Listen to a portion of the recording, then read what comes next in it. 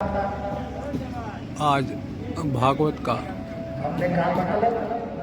तीसरा दिवस है और मैं चलता हूँ पंडाल की तरफ। और क्या ये है, संग चल रहा है। मैं आपको भगवत कथा का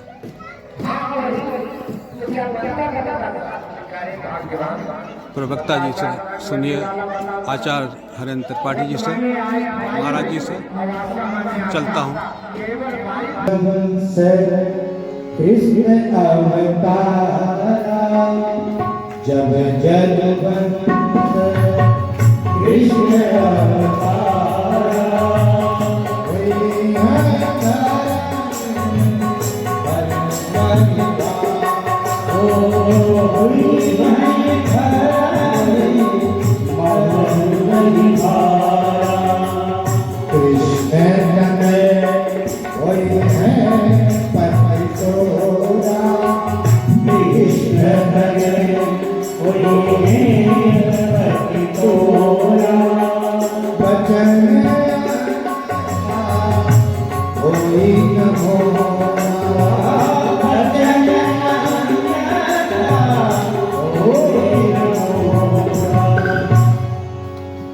द्वापर में भगवान श्री कृष्ण आएंगे तो उनके प्रथम पुत्र के रूप में आपके पतिदेव आपको प्राप्त हो जाएंगे।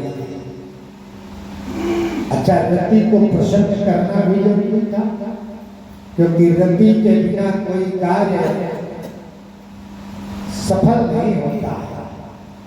रति बिनु राज, रति बिनु पाठ, रति बिनु मानस लागत ठीक, रति बिनु साध, रति बिनु संत, रति बिनु जोग न होए रति को। कवि गंग कहे सुनसा अकबर, रति बिनु मानव एक रति को। इसलिए रति को प्रसन्न करना भी बहुत जरूरी है।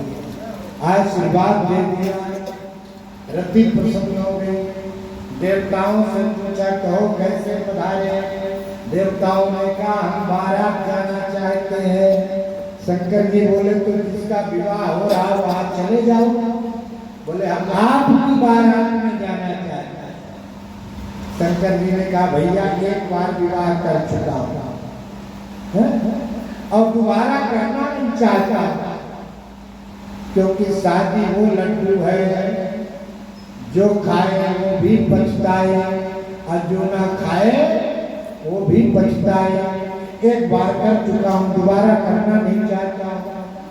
भगवान का भजन करूंगा। लेकिन जब भगवान श्री हरि ने कहा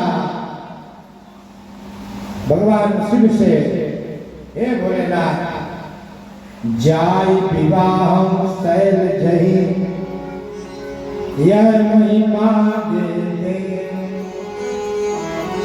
मम क्या तुम सुनहु शिव जो पर निकले। तीन प्रकार से याचना करते। यदि आप हमें स्वामी मानते हैं,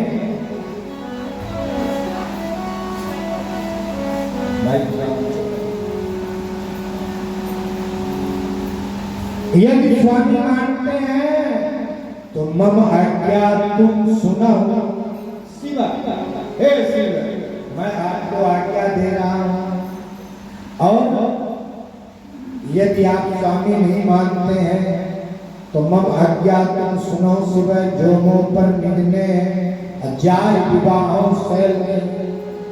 यदि सेवक मानते हैं तो मैं मांग रहा हूं, आप जा करके शैलजा जो हिमाचल की पुत्री हैं उनके साथ पाणी ग्रहण संस्कार संपन्न करें। शंकर भगवान नारायण की बात को सुन करके बोले कि हे प्रभु, अब आपने आज्ञा दे दी है तो आपकी आज्ञा को तो मैं सिर में रख करके पालन करूंगा। सिर धरि आयसु कहिए तुम्हारा। शंकर जी ने कहा मैं आपकी आज्ञा को सिर में रख कर के पालन करूंगा। भगवान नारायण ने कहा कि मेरी आज्ञा को सिर में रख कर के पालन मत करिए। तो बोले मेरी आज्ञा को आप हृदय में रख कर के पालन करिए। शंकर भगवान से नारायण ने कहा कि आप मेरी आज्ञा को सिर में मत रखिए। क्यों? क्योंकि सिर से बहती है आपके गंगा जी, और कहीं गंगा जी की धारा में मेरी आज्ञा बहेगी तब हम क्या। तो मैं आपसे निवेदन कर रहा था कि आनंद भगवान की कृपा भूत भावन भोलेनाथ भगवान हरि से बोले आप जैसा आदेश करेंगे हम वैसा। फिर सप्त ऋषियों को भेजा परीक्षा लेने के लिए। इसकी पार्वती मैया भगवान के शिव के गणों ने पूछा बाबा यदि आपने भगवान श्री हरि को वचन दे दिया है कि विवाह करेंगे फिर परीक्षा लेने की क्या जरूरत है। शंकर जी ने कहा विवाह तो करेंगे, लेकिन जो परीक्षा जो बिना परीक्षा के मेरे भगवान को स्वीकार ना करे उसे बिना परीक्षा के मैं कैसे स्वीकार कर सकता हूँ। इसलिए विवाह तो करूंगा परीक्षा लेने के बाद। इसलिए भगवान शिव ने सप्त ऋषियों को भेजा। परीक्षा में माता जी सफल रही। हिमांचल जी के यहाँ सूचना पहुंची, ब्रह्मा जी ने लग्न पत्रिका बना के भेजा। पार्वती जी को पता चला तो खुशी से झूमने लगे। पूरे नगर को हिमांचल की तरह पूरे नगर को दुल्हन की तरह सजा दिया गया। और माता पार्वती जी बड़ी प्रसन्न है कि वर्षों के पिछड़े शिव जी फिर मुझे मिल जाएंगे। भोले शंकर के दरबार में की गई प्रार्थना है कभी असफल नहीं होती, क्योंकि भोले बाबा एक ऐसे देवता हैं कि बहुत देर तक टरकाते नहीं। क्षणे पृष्ठा क्षणे पृष्ठा पृष्ठा पृष्ठा क्षणे क्षणे। तो मैं निवेदन कर रहा था आनंद भगवान की कृपा भूत भावन भोलेनाथ के आशीर्वाद से विवाह का समय निकट आ गया। लेकिन शंकर जी के यहाँ अभी कोई तैयारी नहीं है। शिव जी के गणों ने कहा बाबा आज आपका विवाह। बोले हाँ। तो कोई रिश्तेदार आए नहीं। जिसके घर में विवाह होता है उसके यहाँ चार चार रिश्तेदार आते हैं, मामा मामी चाचा चाची फूफा फूफी। आपके यहाँ कोई नहीं आया। शंकर जी ने कहा जिसके घर होता है उसके घर में रिश्तेदार आते हैं। यहाँ तो घर नहीं है तो रिश्तेदार आएंगे तो रहेंगे। 3 लोग बस्ती में बसाए, आप बसे वीराने में, और धन धन भोलानाथ तुम्हारे कौड़ी नहीं खजाने। बारात का समय निकट आया। देवता लोग सब धज के आ गए। देखे शंकर जी के यहाँ कोई तैयारी नहीं है तो आगे आगे चलने लगे। शंकर जी ने भी डमरू बजाया। शंकर जी के 7 गण भूत प्रेत 7 प्रकट हो गए, आ गए। आकर के शंकर जी का श्रृंगार करने लगे। शंकर जी से बोले लाइए सामान आपको दूल्हा बनाना। शंकर जी का सामान कहाँ है? बोले कोई सामान। बोले नहीं। अरे भाई सजने के लिए भी सामान चाहिए, पाउडर चाहिए, क्रीम चाहिए, और भी क्या क्या मुकुट चाहिए, माला चाहिए, मोर चाहिए, वस्त्र चाहिए, कुछ नहीं। एक करने का एक काम करिए क्या और के बिना तो काम चल जाएगा, लेकिन दूल्हे के सिर पर एक मुकुट तो होने चाहिए, जरूरी है। तो एक काम करिए, आपके पास नहीं है तो आप अपने मित्र भगवान श्री हरि से मांगिए। उनके पास तो बहुत मुकुट है, वैकुंठाधिपति है। शंकर जी बोले हम मांग करके बर नहीं बनेंगे, मांग करके हम बर नहीं बनेंगे।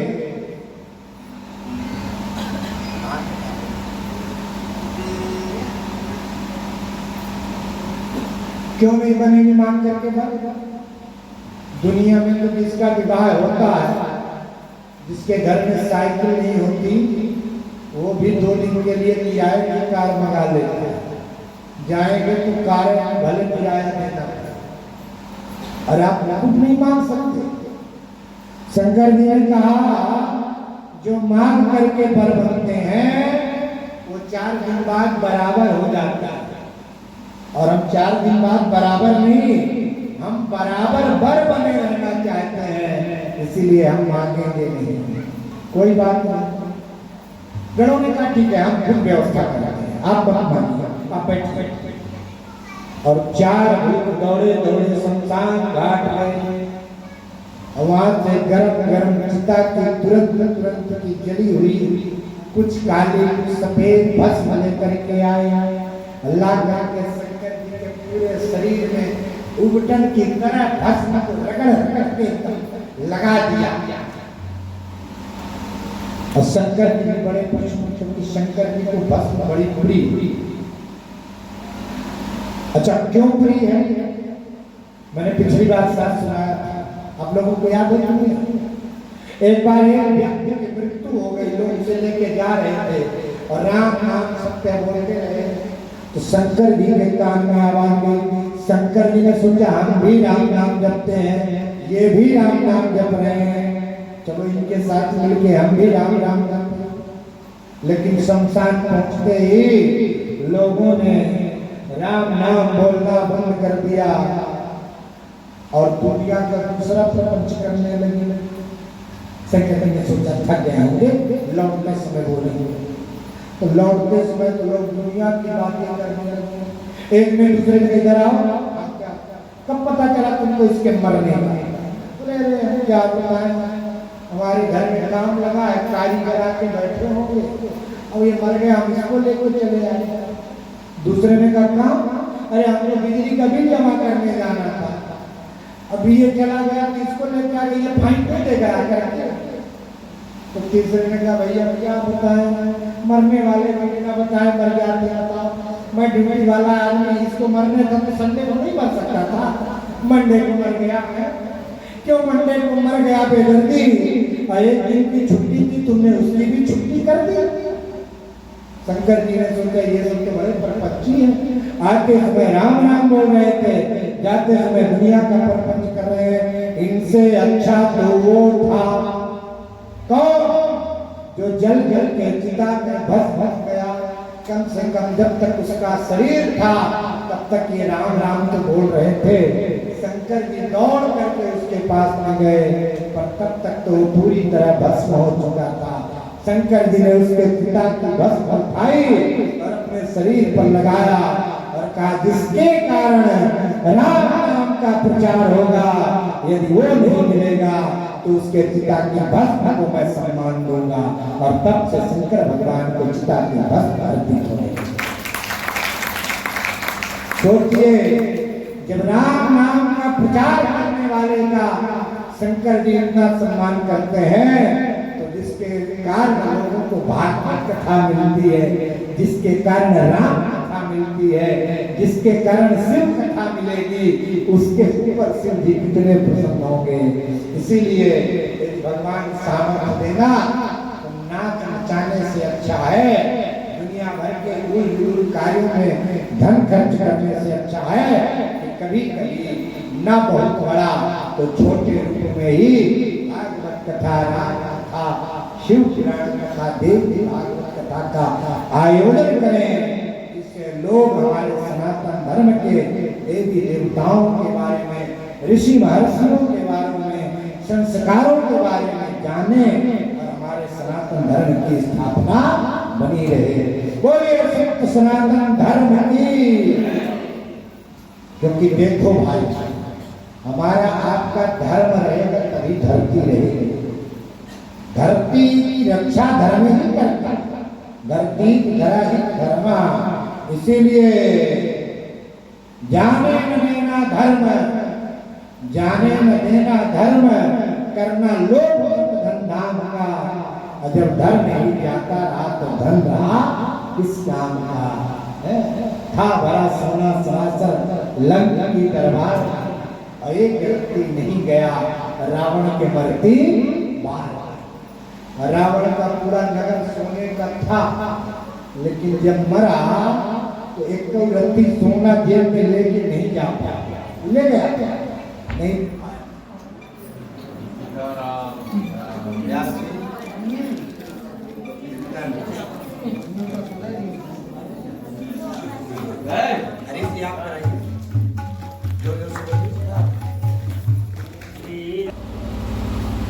इंद्र को आगे देख करके पूछा क्या यही दूल्हे राजा है? बोले नहीं नहीं नहीं, ये तो आपके दामाद जी के मित्र हैं। अच्छा, थोड़ी देर में अग्निदेव भगवान आए, ये दूल्हे राजा? बोले नहीं, आपके दामाद जी के यहाँ रसोई इत्यादि का व्यवस्था करना। अच्छा, वरुण जी को आते देखा, बोले ये दूल्हे राजा? नहीं, ये तो पानी वानी की व्यवस्था करते। वाह, जब इतने सुंदर सुंदर लोग कार्य करता है तो दामाद कितना सुंदर होगा, वो तो तब पता चलेगा जब सामने पहुंचे। अच्छा, जब सब देवता आ गए, नारद जी ने सोचा बच्चा असली दूल्हा आने वाले हैं, अब यहाँ से निकल लेना चाहिए। नारद जी ने कहा माता जी मिलने जुलने वाले बहुत लोग आए हैं, आप कहो तो मैं मिला।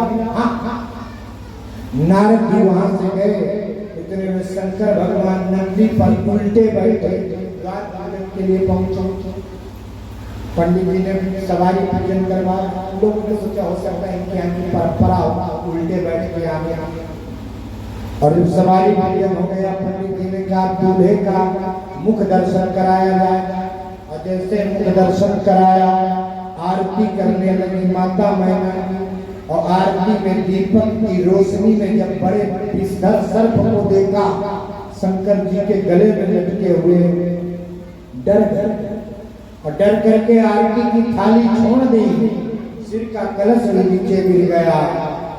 अंदर जाकर के पार्वती जी को गोद में बैठा करके रोने लगी और नारद जी को बोलने लगी, नारद कर्म का बिगाड़ा अभवन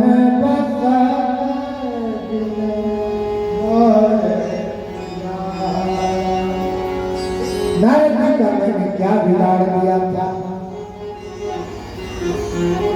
देवता हंसने लगे। अच्छा, शंकर जी अभी भी दरवाजे पर खड़े हैं। देवताओं ने कहा भोले बाबा चले कैलाश। शंकर जी ने कहा हो गया पूरा। बोले इतना बड़ा आपका अपमान होगा, अभी भी विवाह की इच्छा रखते हो? अपमान हो गया? हाँ, कैसा अपमान? बोले आपको देखते ही आपकी सास ने आरती की थाली पटक दी, आपको देखते ही सिर का कलश पटक दिया, और दामाद दरवाजे पर खड़ा है, सास ने दरवाजा बंद कर दिया। अब इससे बड़ा अपमान क्या होगा? शंकर जी ने कहा ये अपमान नहीं है तो क्या है? बोले ये तो मेरा सम्मान है। मतलब? बोले मेरी सास ने जब देखा कि मेरे दामाद के मस्तक पर चंद्रमा स्वयं शोभित हो रहे हैं, तो एक छोटा सा दीपक इनको क्या दिया? दीपक की जरूरत तो उनको है जिनके पास प्रकाश का अभाव।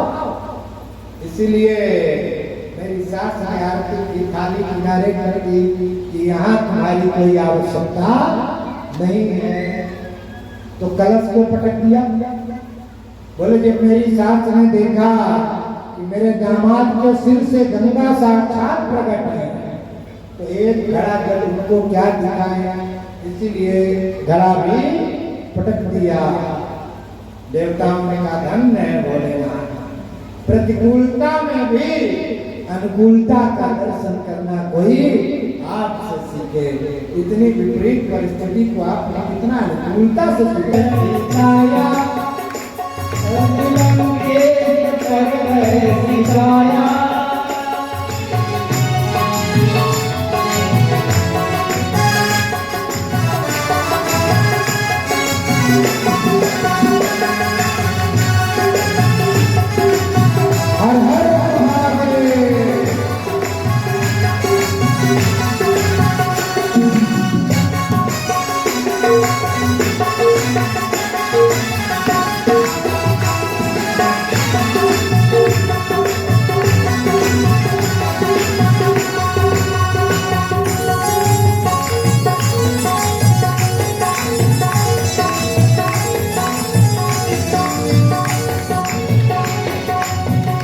सारी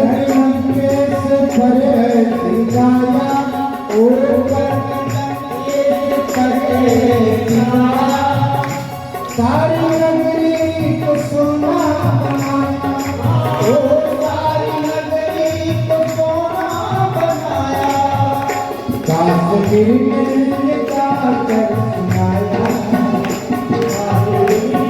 ये गा कर सुनाया, इसमें कुछ भी छुपानी नहीं है, इसमें कुछ भी छुपानी नहीं है। बोल शंकर दयालु बोल शंकर दयालु देवता कोई देवता कोई देवता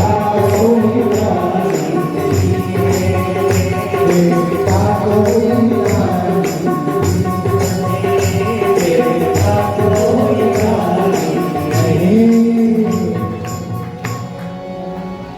बोले भूत भावन भोलेनाथ की जय।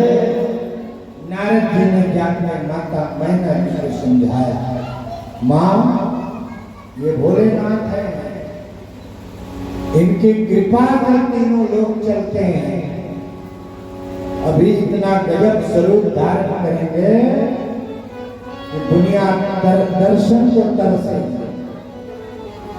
मैना जी ने कहा तो धारण करवाओ। नारद जी ने शंकर जी से प्रार्थना करी, बाबा आपकी सासू का डर रही, थोड़ा सुंदर वाला उदाहरण कर। फिर क्या था?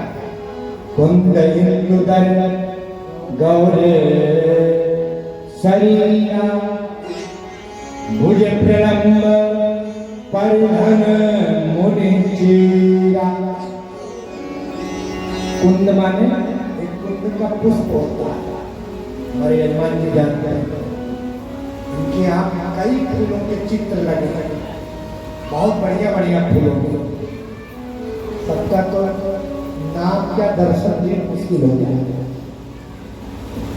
तो कुंद श्वेत पुष्प होता है कोई संभवता, बाकी आप सवाल पूछेंगे। और उस पुष्प की तरह शंकर भगवान का वर्ण है, और इंदु माने चंद्रमा, चंद्रमा की तरह शीतल, और दर माने शंख। यदि कोई आतताई आ जाए तो फिर शंकर भगवान शंख की तरह कठोर भी है। तो कुंद इंदुदर गौर शरीर रूप धारण किया, विधिवत विवाह। सर्वप्रथम शंकर जी के विवाह का भी गणेश पूजन हो जाए, मंत्रोच्चार के साथ, क्योंकि किसी भी पूजन में सर्वप्रथम गणेश पूजन होता है कि नहीं? लेकिन कुछ लोग कहते हैं अभी शंकर जी का जब पार्वती जी से विवाह हो रहा तो गणेश जी कहां से आ गया? तो देखो भाई, गणेश एक पदवाचक संज्ञा। जब सृष्टि में कल्प परिवर्तन होता है तो इंद्र बदल जाते हैं, मनु बदल जाते हैं, ब्रह्मा बदल जाते हैं, वरुण बदल जाते हैं, व्यास बदल जाते हैं, उसी तरह से गणेश भी बदल जाता है। लेकिन गणेश पद अपने जगह पर प्रतिष्ठित रहता है। जैसे सरकार बदलती है तो ऊर्जा मंत्री बदल गए, रेल मंत्री बदल गए, परिवहन मंत्री बदल गए, बदल जाते हैं नहीं, पर मंत्रियों का पद और कार्यालय सुनिश्चित रहता है। उसी तरह से जब कल्प परिवर्तन होता है तो ये देवताओं के पद भी बदल जाता है। तो गणेश पदवी है, और इस पदवी पर जो महापुरुष आसीन होते हैं वही गणेश नाम से जाने जाते। एक बार महाराज त्रिधनवा के पुत्र भी गणेश पद पर प्रतिष्ठित हुए, और जिस समय शिव पार्वती जी का विवाह हो रहा था उस समय करवीराज महाराज गणेश पद पर प्रतिष्ठित थे। आजकल शिव पार्वती के पुत्र श्री गणपति भगवान गजानन जी महाराज गणेश पद पर प्रतिष्ठित है। इसीलिए जब पूजन हो तो पंडित जी और जो विद्वान हैं उनको पहले वेद मंत्र बोलना चाहिए, तब लौकिक मंत्र बोलना चाहिए, क्योंकि वेद मंत्र आदि मंत्र है और लौकिक मंत्र समय के साथ बने हुए मंत्र होते हैं।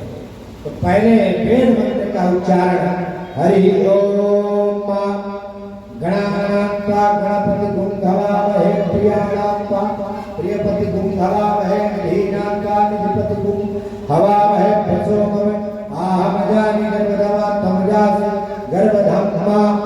वेद मंत्र है गणेश जी के आवाहन।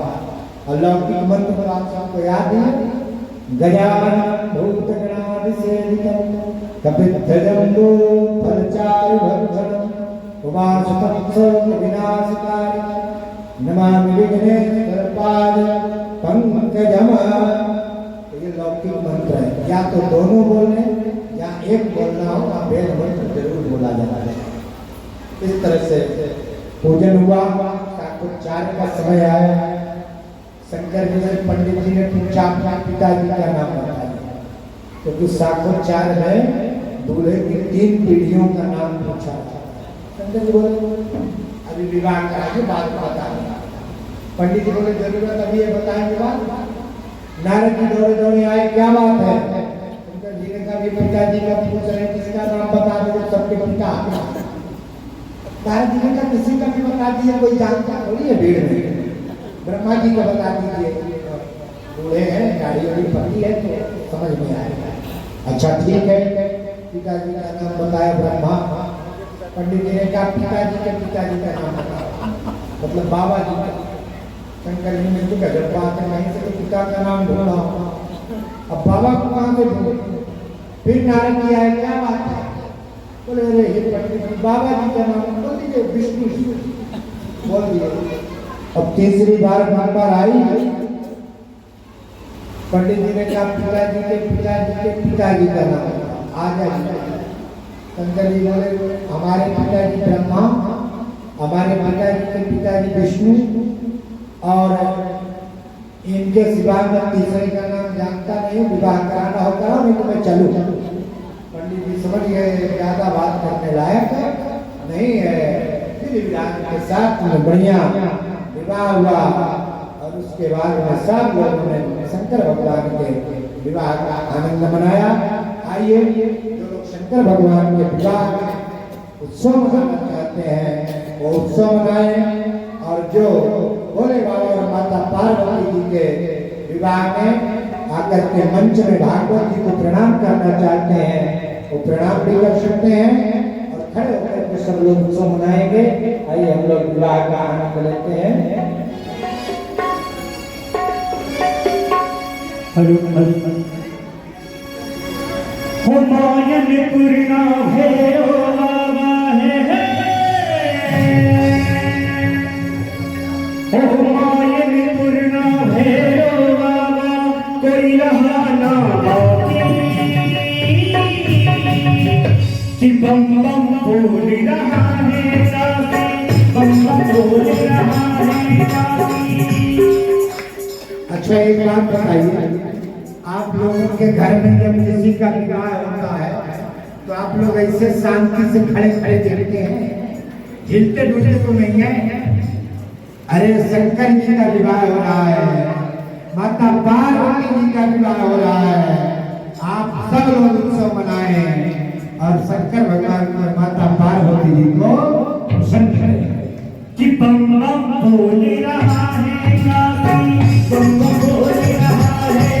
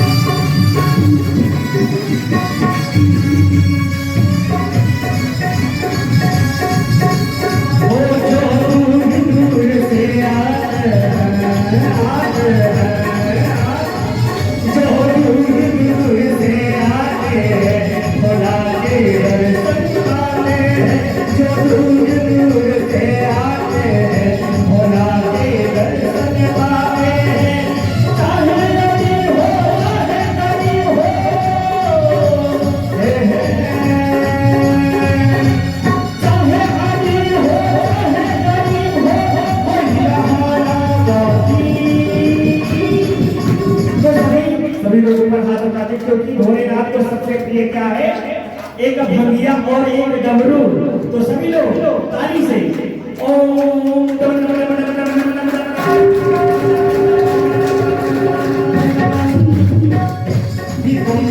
भोले रहा है काशी, बम बम भोले रहा है काशी।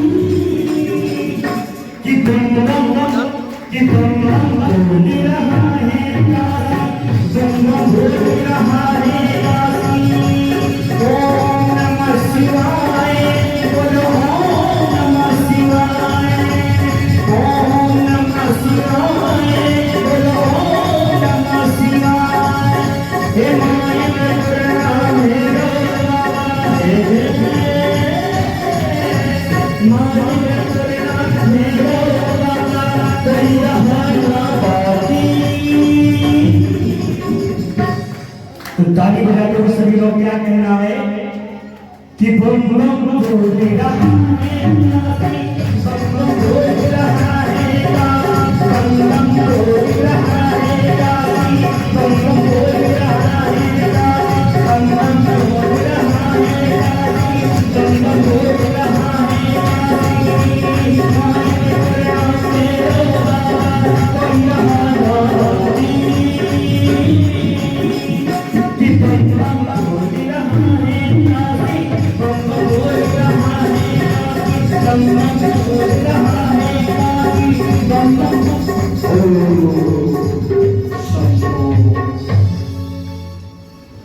बोले भूल भावन भोले बाबा की श्री शिव पार्वती विवाह की।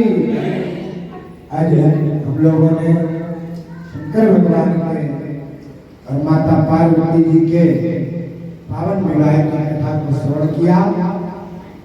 अब आगे की चर्चा हम लोग कल के सत्र में श्रवण करेंगे। कथा का समापन हो चुका है और आज तीसरा दिवस था और शंकर पार्वती का विवाह संपन्न हुआ। आपको कथा का कैसी लगी और कथा सुनने के लिए आपको बहुत बहुत धन्यवाद और साधुवाद। कल और आपको वीडियो कैसा लगा कमेंट में बताएं और चैनल को सब्सक्राइब नहीं किया है तो चैनल को सब्सक्राइब करना ना भूलें। बता सुनने के लिए बहुत बहुत धन्यवाद।